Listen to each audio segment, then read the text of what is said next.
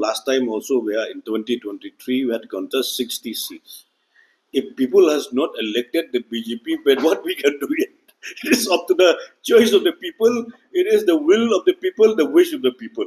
If they wish to, elect 10 MLA, they will elect 10. If they want to elect 60 MLA, they will 60 MLA. They have elect 2 MLA. That also we accept as a BJP. See, I'm telling you on purely from the political point of view. I believe in the themes of Vivekananda. Arise and awake, don't stop till you reach your goal, till you achieve your goal. So the Swami Vivekananda very rightly had said, you should not be give up.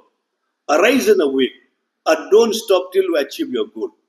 I'm not to be predicted. I cannot predict like that. This is a very difficult.